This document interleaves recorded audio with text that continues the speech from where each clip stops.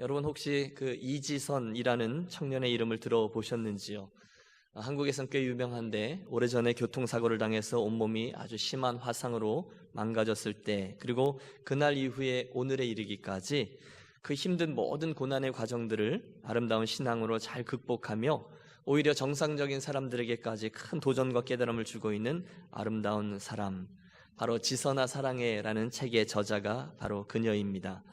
여러분 생각해 보십시오. 어느 날 꿈 많던 한 여대생의 인생에 다가온 그 큰 시련, 교통사고로 인하여 온몸에 심한 화상을 입습니다.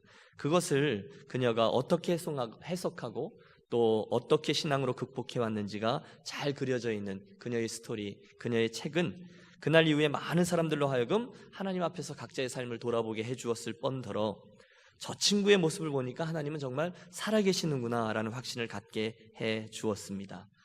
믿음의 선진들 시리즈 설교의 8번째 시간, 오늘의 말씀은 우리 만날 인물인데요, 따라해 주십시오. 다니엘은 뜻을 정하여. 다니엘은 뜻을 정하여. 오늘 우리가 만나게 되는 이 다니엘의 인생은 주변에 있는 다른 사람들로 하여금 어려운 환경 가운데서도 믿음을 지켜내는, 하나님을 향한 믿음이 어떤 것인지를 잘 보여주는 것, 그게 무엇인지를 우리들에게 보여줍니다. 특별히 그 다니엘의 인생은 다른 사람들로 하여금 이 사람은 도대체 어떤 믿음을 가졌기 때문에 저렇게 살 수 있을까라는 궁금함을 자아내게 해주어요. 그리고 지켜보다가 스스로 해답을 얻게 되죠. 그의 삶에 함께 거하시는 하나님 때문이구나. 저의 하나님을 향한 믿음이 저렇게 표현되는구나. 할렐루야. 여러분, 저와 여러분의 인생이 바로 그런 믿음의 선진 다니엘 같은 인생이 되기를 소원하는 마음을 가지고 우리 2500년 전 그에게로 여행을 떠나 보겠습니다. 여러분, 다니엘은 그 요시야 왕이 통치하던 시기에 귀족 집안에서 출발했습니다. 평온한 듯 보였던 그의 나라, 그가 10대가 되었을 때에 차차 어지러워지기 시작했고, 성공한 듯 보였던 요시야 왕의 종교개혁은 차츰 퇴복해 되었습니다. 그리고 나서 이어진 유다 왕들은 하나님을 거역하고 우상을 숭배하고, 그래서 결국 하나님의 인내가 이제 끝에 다다라 바벨론이라는 나라를 들어 유다 나라를 징벌하게 하시죠. 어느 날 예루살렘을 침공한 느부갓네살 왕, 저 유명한 솔로몬 성전을 약탈하고 수많은 유대인들을 포로로 끌고 갑니다. 그게 이제 다니엘 이야기의 시작이에요. 보십시오, 여러분. 가족들과 작별의 인사도 나눌 기회가 없이 바벨론으로 끌려가게 된 소년들은 곧 그 긴 장정에 오르게 되어집니다. 슬픔으로 가득한 그 폐허의 땅 예루살렘을 뒤로하고 그들은 불확실한 미래를 향해서 길을 재촉할 수밖에 없어요. 그 소년들 무리들의 최종 목적지는 어딘지 한번 들어보았던 바벨론 땅이었습니다. 성경은 느부갓네살 왕이 유대의 젊은이들 가운데 유수한 두뇌의 젊은이들을 뽑아갔다라고 기록합니다. 여러분, 1장 3절의 말씀을 보면 이렇게 되어 있어요. 왕이 명하여, 느부갓네살입니다. 이스라엘 자손 중에서 왕족과 귀족의 몇 사람, 곧 흠이 없고 아름다우며 모든 재주를 통달하며 지식이 구비하며 학문에 익숙하여 왕궁에 모실 만한 소년을 데려오게 하였고, 그들에게 갈대아 사람들의 학문과 방언을 가르치게 하였고, 왕이 지정하여 자기의 진미와 자기의 마시는 포도주에게서 그들의 날마다 쓸 것을 주어 3년을 기르게 하였으니 이는 그 후에 그들로 왕의 앞에 모셔서게 하려 함이었더라. 똑똑한 유대인 엘리트들을 끌고 가서 그곳에서 가리키고 그들을 먹여서 나중에 3년 후에 그들을 잘 써먹기 위해서 데려갔다라는 이야기죠. 여러분, 아무것도 모른 채 머나먼 이국 땅으로 끌려가는 한 맺힌 소년들의 마음을 한번 헤아려 봐 주십시오. 억지로 부모님과 헤어져야 했습니다. 멸망한 국가에 대한 실망감과 슬픔을 간직한 채 한 번도 가보지 않은 미지의 세계로, 그것도 노예로 끌려가고 있습니다. 틀림없습니다. 그 어린 소년들, 한창 그 예민했던 그 소년들의 마음속에는 슬픔, 상처, 회환, 분노, 두려움, 이런 것들로 가득 차 있었을 겁니다. 어쩌면 영영 다시 돌아올 수 없는 그 길, 포로로 끌려가는 길이 그들이 가야 되는 길이었고, 그 한가운데 지금 이 다니엘이 서 있는 것입니다. 그러니 그들의 심정이 얼마나 복잡했을까요? 그들이 긍지를 가지고 붙들었던 조국은 그들을 지켜주지 못했습니다. 사랑하는 가족들과 생이별을 합니다.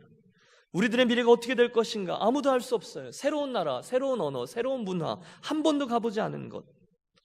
여러분, 이와 비슷한 체험을 하신 분들이 계시죠? 혹시 여러분들이나 여러분의 자녀들에게 여러분 물어보지도 않고 미국으로 데려온 분 계시지 않습니까? 저 아는 집사님 한 분은요, 자기가 티네이저 때 아버지가 그 전날까지도 말해주지 않다가 학교까지 갔다 왔는데 저녁 때 그러더래요. 우리 내일 미국 이민 간다? 이러고 이제 그래서 이제 끌려왔다는 거죠. 그런데 그렇게 가족들과 함께 오는 이민도 힘든 건데 지금 이건 이민이 아닙니다. 여러분, 유학이 아닙니다. 대신 포로로 끌려가고 있는 거예요. 저는 그런 상상을 해봅니다. 그 고단한 포로의 길을 하루 종일 걸어가다가 끌려가다가 낯선 곳에서 밤을 맞죠. 쓰러지듯이 지친 몸을 땅바닥에 내던질 때 그게 잠인지 기절인지 모르겠죠. 저 뒤에 갈대아 사람들이 모닥불에 앉아서 히히덕거리는, 알아듣지도 못하는 그런 이야기들을 들으면서 그 소년들이 무슨 생각을 했을까요? 내 운명은 어떻게 될 것이고, 내 미래에 대해서. 여러분, 똑똑한 그 젊은이들 무슨 생각을 했을까요? 저는 생각해 봅니다. 분명히 대다수의 젊은이들이 얼른 그 현실을 받아들이고 타협점을 모색했을 겁니다. 똑똑한 친구들이라고 했지 않습니까? 긍정적으로 해석하는 이들도 있었어요. 어찌 보면 당대 세계를 주름잡던 대제국의 수도로 끌려가는 것이 뭐 그렇게 나쁘지만 않을 수도 모른다, 이런 생각을 했을 거예요. 어쨌든 자기들은 대제국의 황제를 모시기 위해서 선발된 엘리트 노예들이 아닌가. 어쩌면 이건 엄청난 기회일 수도 있습니다. 변방의 유다, 이름도 알지 못하는 곳에 살고 있던 이름 없는 젊은이가 어떻게 이렇게 갑자기 세계의 무대의 중앙에 진출할 수 있겠습니까? 이런 게 쉽게 오지를 않죠.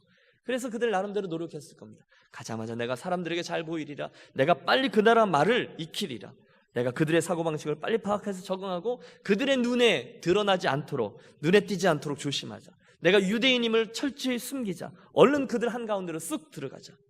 많은 젊은이들이 그렇게 생각했을 거예요. 그런데 지금 그런 생각들 가운데 다니엘은 조금 다른 생각을 하고 있습니다. 아니, 이미 그에게는 굳은 결심이 하나 서 있었습니다. 그리고 그 결심이 남겨진 그의 일평생을 이끌어 갔습니다. 오늘 우리가 함께 대한 본문 1장 8절은 이렇게 되어 있습니다. 다니엘은 뜻을 정하여 왕의 진미와 그의 마시는 포도주로 자기를 더럽히지 아니하리라. 바벨론에 막 도착했을 때의 이야기죠.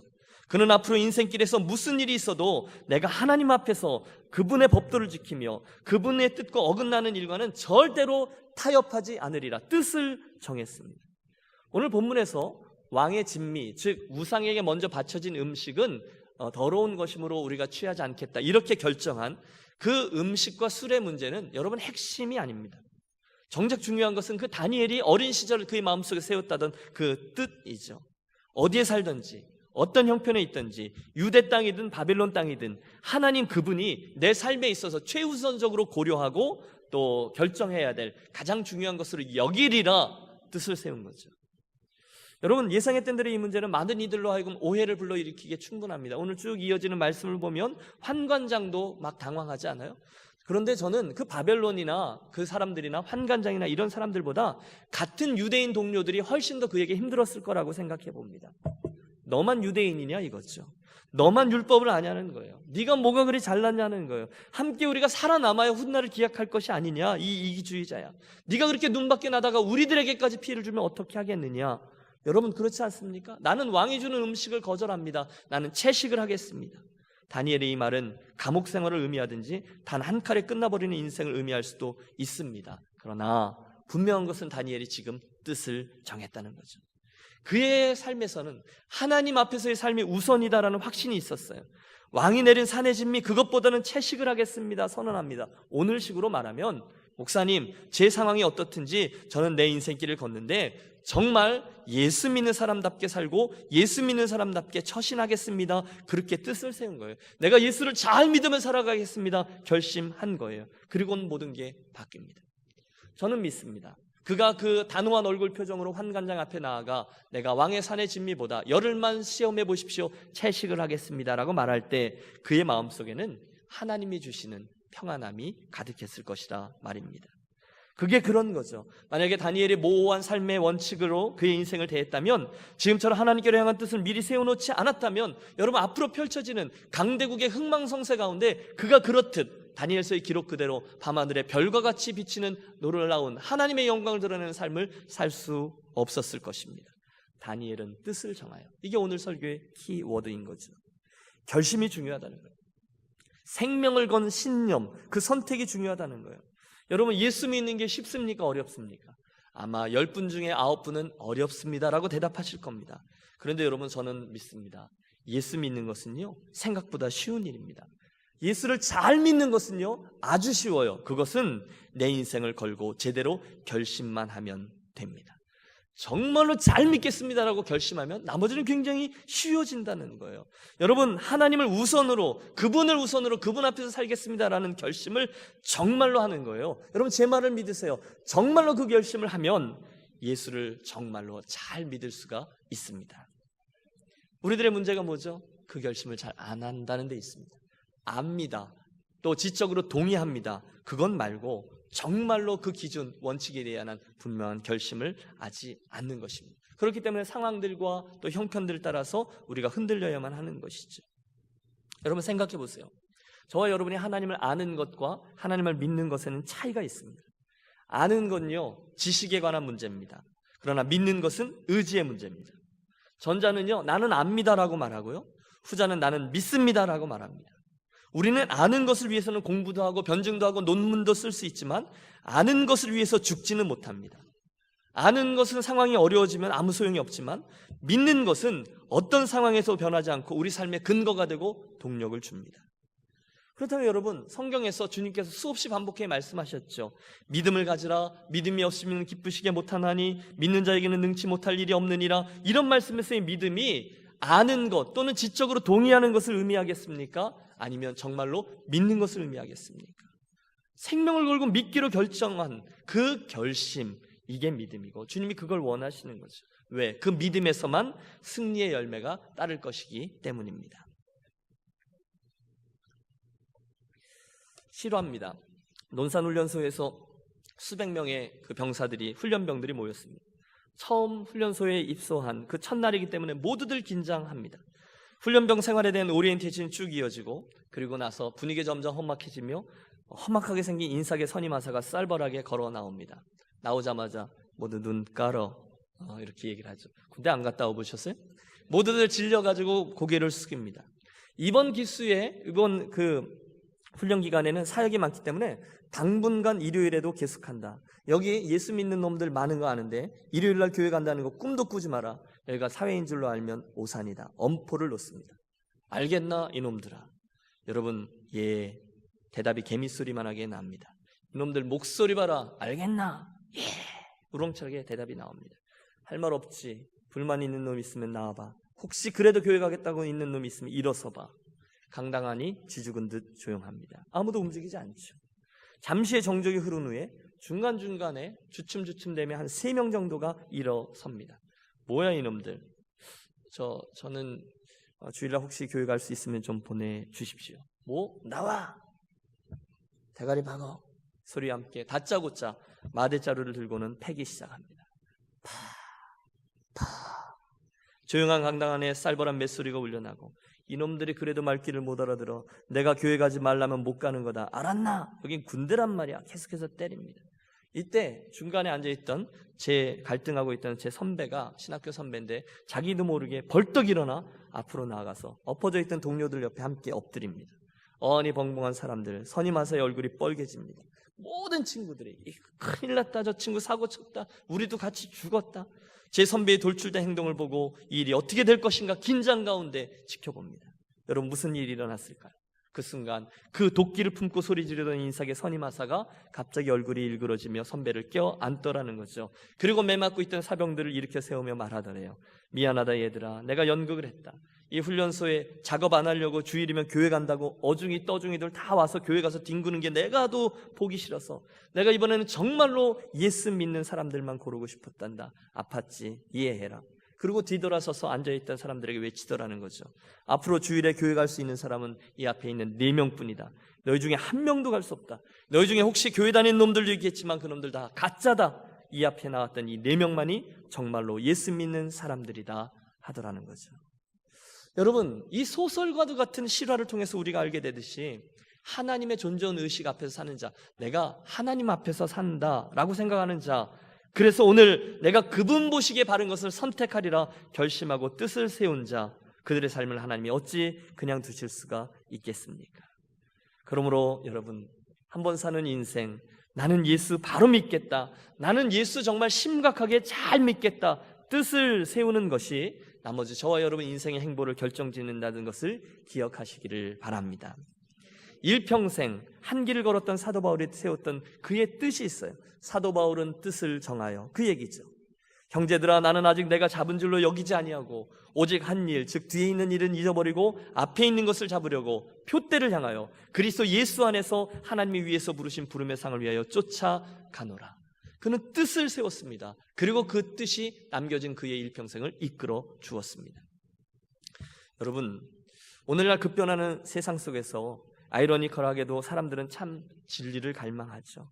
아닌 듯 하지만 실은 진짜를 찾고 있어요. 모든 것이 너무도 쉽게 변하잖아요. 사방이 인스턴트 천치잖아요. 심지어 성공도 결혼도 인스턴트로 각색됩니다. 포스트 모더니즘 시대라고 하면서 절대 진리는 없다라고 주장합니다. 당신 말이 옳다면 내 말도 옳은 거야. 예수만이 참 진리라는 말 나는 믿지 않아 라고 이야기합니다. 도대체 뭐가 진리인지, 정말로 그런 것들이 있기는 있는지 정말로 더 물음표들이 이어집니다. 그런데 여러분, 되게 이상하게 그렇듯 모든 것을 상대화시키는 상황 속에서 사람들은 정말로 오히려 더 목마름을 갖습니다. 더 진짜를, 그 인생을 걸만한 것이 무엇인지를 찾고 있습니다. 그걸 배우고 싶어 합니다. 물론 여러분, 그 사람들은요, 다니엘처럼 진지하게 하나님을 경외하는 이들을 만나면 다리부터 꼬고 앉습니다. 정말 그걸 믿는 거야? 그러는 거죠. 비판의 눈으로 위아래를 훑어봅니다. 요즘 같은 세상에 어떻게 그런 독선적인 예수를 믿을 수 있어? 빈정됩니다. 그러나 동시에 우리는 압니다. 그들의 마음속은 의구심으로 가득 차 있습니다. 이 사람은 어떻게 이렇게 평안해 보일 수 있지? 이 사람은 성경에 나오는 그 말들을 정말로 믿나 봐. 이 사람은 정말로 예수님이 살아있다라고 믿나 봐. 이 사람 뭔가가 다르네. 혹시 예수 믿는 게 진짜가 아닐까? 여러분, 무엇이 그들로 하여금 그런 생각을 하게 하느냐? 바로 그 앞에 있는 그리스도인의 삶에 의연하게 드러나는 일관성 있는 믿음인 것이죠. 여러분, 그 사람들은요, 저와 여러분을 보면서 보기만 해도 알 수 있습니다. 아, 이 사람은 정말로 믿는 사람이구나. 아, 이 사람은 무늬만 그리스도인이구나. 여러분, 설명할 필요가 없습니다. 여러분 삶에 다 나타나기 때문입니다. 기억하십시오. 다니엘의 삶에 놀라운 능력들이 반복하여 나타난 이유는 간단합니다. 그가 뜻을 정하여 하나님 앞에서 내가 살아가리라 세웠기 때문인 것이죠. 사랑하는 여러분, 여러분은 지금까지 인생 여정 중에 예수를 잘 믿겠다라고 정말로 서원하며 뜻을 세웠던 적이 있으십니까? 우리는 사사기에 나오는 입다라는 사사를 통해서 서원기도 잘못하다가는 큰일 난다니까, 외동딸도 다 바쳤잖아.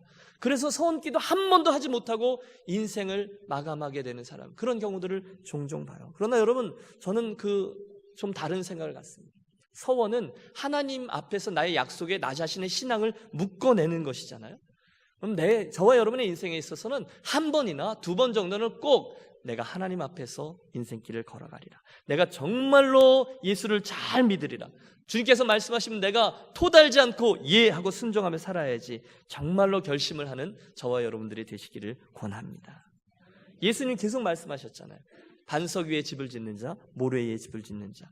중요한 것은 듣고 그대로 행하는 것이 든든한 인생을 세우는 비결이라 하였습니다. 자, 이제 좀 더 실제적인 문제로 다니엘은 뜻을 정하여 그의 삶이 그렇게 능력 있는 것으로 화하게 된 비결이 무엇이었을까도 생각해 보려 합니다.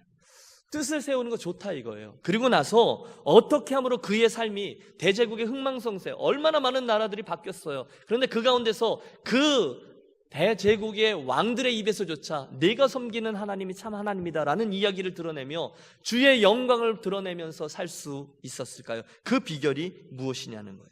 틀림없습니다. 그 다음에 이어지는 그의 삶은 기도하는 삶이었습니다. 따라해 주십시오. 뜻을 세운 다니엘, 기도하는 다니엘.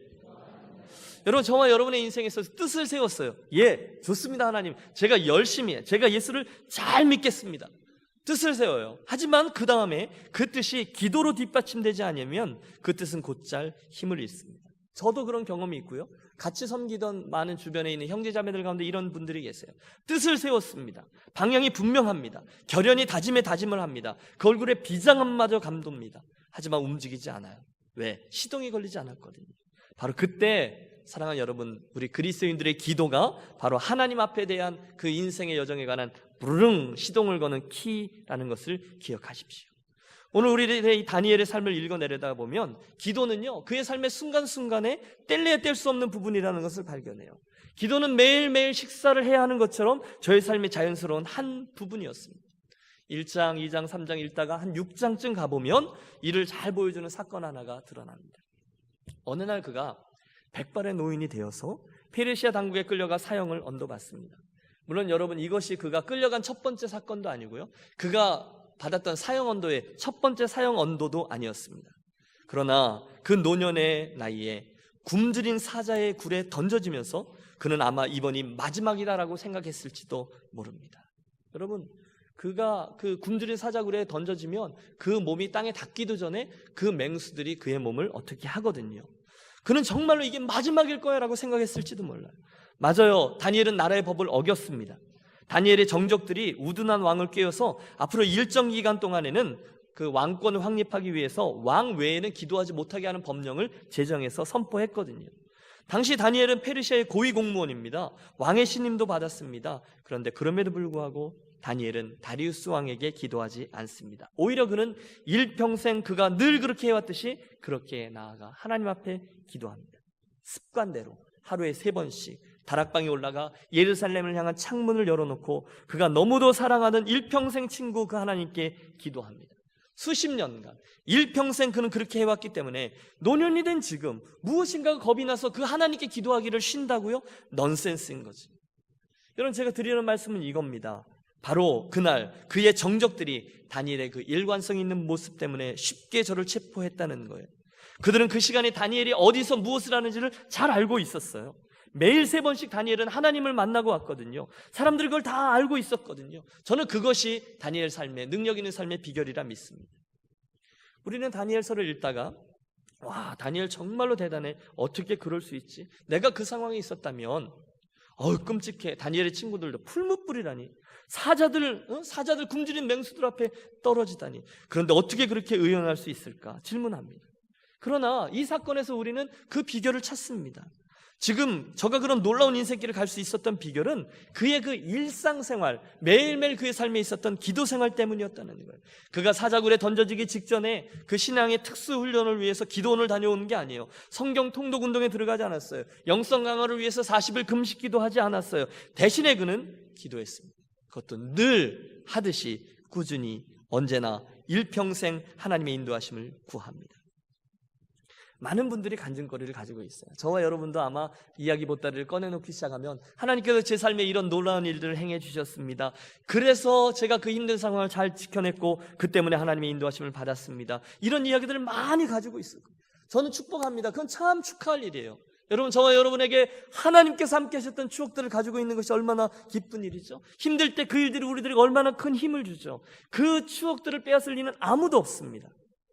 그런데 여러분, 제가 드리는 말씀은 우리가 얼마나 자주 그때의 그 경험과 그 추억들에 멈춰서서 더 이상 전진하지 못하고 있는지 모릅니다. 그때의 그 경험들, 야곱의 약복강가의 싸움 기억하시죠?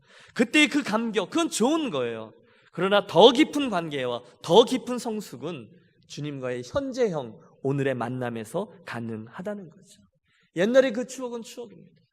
다윗 이야기 나눌 때 골리앗 사건들 추억이죠. 거기에 만족하고 있다면 우리는 거기에 머물러 있는 것이고 그 이야기가 우리들 이야기의 끝이 되어서는 안 된다는 것입니다. 저와 여러분에게 소원이 있습니다. 그것은 오늘 저와 여러분의 인생에 있어서 우리 하나님을 현재형의 하나님으로 맛보면서 살아가는 것입니다. 여러분, 그것을 오늘 이 아침에 소원하십시오.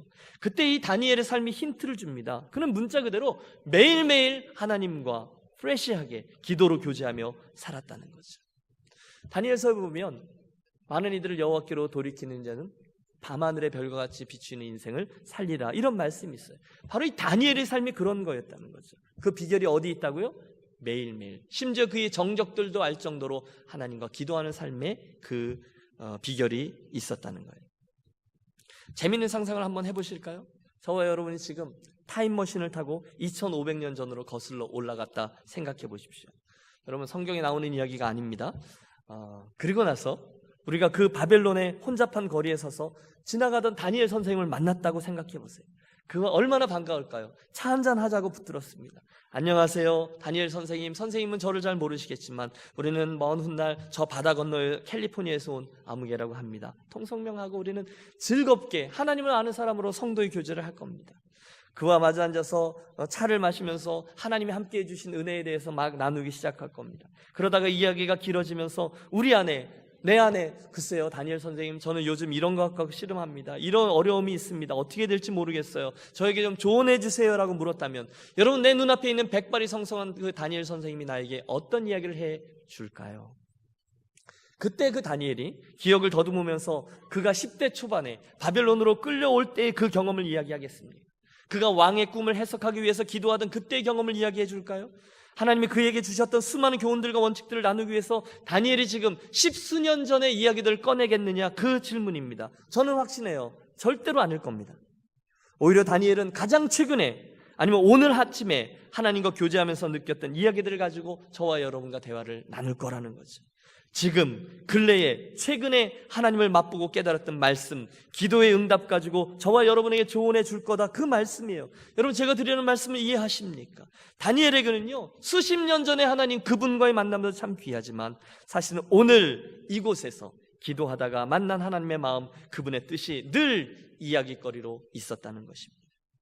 혹시 그 다니엘이 다 자세를 고쳐 앉고 저와 여러분의 얼굴을 심각한 얼굴로 쳐다보면 이렇게 질문한다고 생각해 보세요.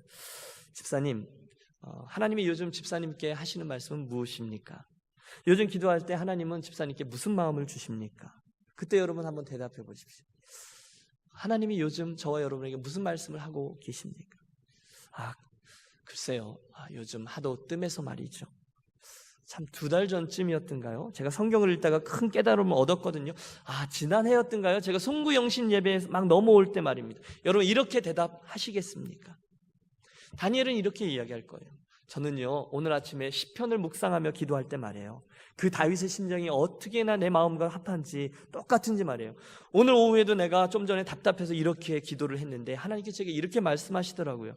여러분, 하나님께서 저와 여러분을 기대하시는 바가 바로 그것이라는 거죠.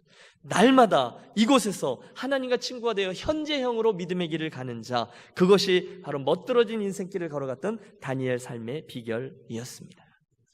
여러분, 다니엘이 대단한 사람처럼 보이지 않습니까? 엄청난 용기를 가졌어요. 그래서 우리는 그를 특별한 사람이라고 생각해요. 풀무불 앞에, 어떻게 수많은 사람들 앞에, 우상 앞에서 어떻게 짐승들이 우글우글한 그 사자굴 앞에서 저렇게 걸어갈 수 있을까? 저는 정말로 대단한 사람이야. 아니요, 그는 저와 여러분과 성정이 똑같은 사람입니다. 슈퍼맨 아닙니다. 생체 합성 인간 아닙니다. 그는 그저 꾸준히 날마다 하나님과 교제하며 그분을 삶에서 체험하며 살아온 사람일 뿐입니다. 매일, 매년 10대 때 세웠던 뜻대로 20대 때도, 30대 때도, 40대 때도, 50대, 60대, 70대, 80대, 그리고 지금 90대가 되기까지 그는 한결같이 주님과 교제하면서 살았습니다. 거기에 그 그리스도인됨, 하나님의 사람됨의 능력이 생겨났다는 것이죠. 혹시 이 이야기가 우리들의 부족함을 비춰주는 거울이 되지 않는지요? 혹시 우리는 그렇게 꾸준하지 않지는 않는가요? 며칠 전에 큐티 한번 진하게 했네. 지난 주간에 고난주간 집회에서 정말 오랜만에 진지하게 내가 기도했어. 그건 좋아요. 그런데 거기서 그치면 안 된다는 것이죠. 하나님의 뜻을 알고 싶다라고 안달을 하면서도 우리 얼마나 자주 그 하나님 앞에 나가서 엎드리고 있는지요. 얼마나 자주 하나님의 말씀을 들으려고 애를 쓰는지요. 여러분, 이것이 이슈라는 것입니다. 분명합니다. 저와 여러분은 매일매일 기도한다는 것 때문에 사자굴에 던져지지 않을 것입니다. 저와 여러분들은 하나님을 경외하기 때문에 용광로 앞에 끌려가지는 않을 것입니다. 어떤 경찰도 저와 여러분을 체포하지 않아요. 그러나 적어도 사랑하는 저와 여러분의 배우자와 자녀들, 친구들, 직장 사람들은 저와 여러분이 하나님과 교제하며 매일매일 걸어가고 있는지 아닌지를 알고 있습니다. 여러분이 그리스도인인데 옛날의 하나님 그분만을 추억하며 사는 그리스도인인지 아니면 오늘 하나님과 같이 걸어가시는 그리스도인인지 그들은 다 알고 있습니다. 여러분, 설명하지 않아도 됩니다. 왜냐하면 우리 삶에 그대로 쓰여져 있기 때문입니다. 저는 이민자들이나 이민자들의 자녀들 또는 유학생인 저와 여러분의 삶에 이 다니엘의 삶이야말로 우리가 따라야 될 가장 적합한 신앙인의 모습이라고 생각합니다. 그는 디아스포라였습니다. 급박하게 적응해야 되는 삶의 현장, 언어 다르죠, 문화 다르죠, 음식 다르죠, 기후 다르죠, 교육 환경 커리큘럼 다 다르죠. 계획적인 세뇌 교육을 받았죠. 나중에 그는 자기 목숨을 노리는 모함꾼들, 청년, 중년, 노년, 계속해서 악한 분위기, 돈, 재물, 쾌락들 모든 것들로 둘러싸여 있어요. 늘 유혹 속에 있었어요. 즉 오늘 저와 여러분이 살던 삶과 정확히 똑같은 환경 속에 있었다는 것입니다. 그러나 그는 그런 상황은 아랑곳하지 않고 일평생 굵직굵직하게 하나님의 영광을 드러내며 살아가고 있었습니다. 드리는 말씀은 이겁니다. 그런 삶은 하나님을 잘 경외하며 멋들어진 예루살렘 성전이 있던 그 도시에서만 가능했던 것이 아니라 우상들로 가득했던 바벨론 땅의 그 대제국에서도 가능한 삶이었다는 거예요. 바로 매일매일 하나님과의 교제, 그 걸음 때문에 말입니다. 제가 참 좋아하는 목사님들 가운데 좀 센 목사님 중에 김동호 목사님이라는 분이 계신데, 이분이 이런 글을 썼어요. 그분이 이제 비행기를 탈 때마다 절대로 하지 않는 일이 하나가 있답니다. 그게 뭐냐면 조종실로 가서 문을 두드리는 거랍니다. 조종사 아저씨, 비행기를 타고 오래 가니 굉장히 지루한데 나 한번 해봅시다. 제가 이래봬도 자동차 운전을 10수년 했는데 무사고입니다. 비행기 운전이나 자동차 운전이나 매 한 가지일 테니까 한번 해봅시다. 피곤하실 테니 조종사 아저씨 잠깐 쉬시고요, 제가 딱 10분만 해보겠습니다. 아니라는 것입니다. 그분도 그리고 저도 절대로 그런 일은 하지 않습니다. 왜냐하면 제가 자동차 운전은 할 수 있지만 비행기 운전을 하지 못한다는 것을 잘 알기 때문입니다. 그래서 저도요, 비행기를 타면 그 비행기 기장이 하라는 대로 다 합니다. 벨트 매라면 벨트 매고, 밥 먹으면 밥 먹고, 커튼 치라면 커튼 칩니다.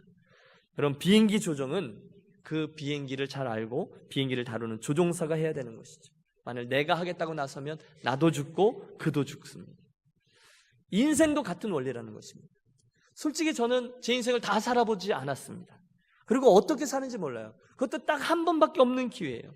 제가 태어나 봤더니 내가 세상에 있는 거지 내가 세상을 만들지 않았다라는 것도 압니다. 그러므로 인생도 그렇고요, 비행기 조종도 그렇고요, 그걸 내가 조종하면 나도 망하고 세상도 망하고 내 인생도 망하는 거죠. 그걸 인정하고, 따라서 비행기는 조종사에게, 내 인생의 조종은 하나님께, 약은 약사에게 맡겨야 된다는 것, 그것이 우리가 절대로 잊지 말아야 될 우리 삶의 근본 원리인 거죠. 다니엘 삶에서 우리가 배우는 원리입니다. 다니엘은 뜻을 정하여, 그는 어렸을 때 하나님 앞에서 인생을 살아가려 결단을 했습니다. 내 불확실한 인생을 하나님 원하시는 대로 생각하고 그분 원하시는 대로 행동하며 살아가리라. 그게 다른 사람들이 보기에는 좀 낯설었지만 하나님을 의식하며 하나님 앞에서 선한 결심을 한 것이었고, 그 결과는 대성공이었습니다. 사랑하는 유년 가족 여러분, 뜻을 정하시는 그리스도인들이 되시기를 권합니다. 여러분, 결심을 하십시오. 그리스도인은요, 그 유명한 말이 있죠. 그리스도인은 이미 결정되어 있는 것 가지고 고민하는 사람이 아니라는 것이죠. 저와 여러분에게 결정되어 있는 건 많아요. 이미 저와 여러분에게는 구원이 결정되어 있습니다. 할렐루야. 이미 저와 여러분에게는 천국의 소망이 결정되어 있습니다. 할렐루야. 여러분, 저와 여러분의 인생에 가장 안 돼서 걱정하는 일들 많죠. 그런데 가장 안 되죠. 너무너무 안 됐어요. 가장 우려하는 일이 벌어졌어요. 그 다음에 결과가 무엇이죠? 눈 떠보니 천국인 거죠. 여러분, 이해가 되십니까? 가장 안 돼봤자 우리는 천국의 삶을 살아가는 사람들이라는 거예요. 저와 여러분에게 이미 하나님 나라와 영생이 결정되어 있습니다. 그러면 그것 갖고 고민하지 말자는 거예요. 그렇다면 그 다음은 이제 나와 그리고 여러분에게 남겨져 있는 인생을 어떻게 펼쳐갈 것인가, 이제 이 인생 그 나머지 기회를 가지고 무엇을 일구어 낼 것인가, 어떻게 하면 내 삶이 잘 먹고 잘 사는 이스라엘의 회복을 벗어나서 하나님께 인정받고 내가 오늘 결정하고 선택하는 모든 것을 인하여 영원이라는 삶의 질에 결정을 미치고 영향을 미치는 삶을 살아갈 것인가 고민해야 되지 않겠습니까? 그 출발점이 다니엘은 뜻을 정하여입니다. 저와 여러분 매일매일의 주파수와 조종관을 하나님께 맡기고 내가 그 앞에서 살아가리라, 그 생의 비결을 통해서 남겨진 인생이 다니엘과 같이 밤하늘의 별과 같이 비치는 저와 여러분의 귀한 것이 되시기를 주의 이름으로 축원합니다. 기도하겠습니다. 좋으신 하나님 아버지 은혜를 감사합니다. 뜻을 정한 다니엘의 인생을 존귀하게 빚어주셨듯이 오늘 이민자로 유학생으로 다니엘처럼 이곳에서의 삶을 개척해가고 있는 우리 심령들을 강권하여 주셔서 내 삶의 주인 되시는 하나님께 자기의 생을 다시금 의탁하는 뜻을 정하는 놀라운 일이 우리 삶에 실제로 일어나도록 도와 주옵소서. 함께 예배하는 사랑하는 모든 유니온 교회 권속들과 또 하나님 나라의 백성들 한 분 한 분이 이 일에 예외 없이 동참하여 내 남은 인생이 하나님 앞에 존귀케 되어지는 삶을 살아가리라. 내가 예수를 정말로 잘 믿으리라. 뜻을 세우고 살아가는 역사 허락하여 주옵소서. 존귀하신 주 예수 그리스도의 이름으로 기도하옵나이다. 아멘.